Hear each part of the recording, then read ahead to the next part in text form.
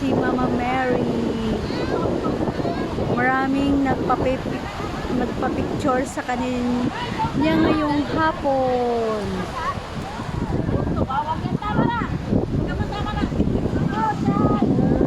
Doon guys, oh, ang daming tao doon guys. Yan, ngayon dito ang update sa Boracay. Yan po. Yan ang grotto.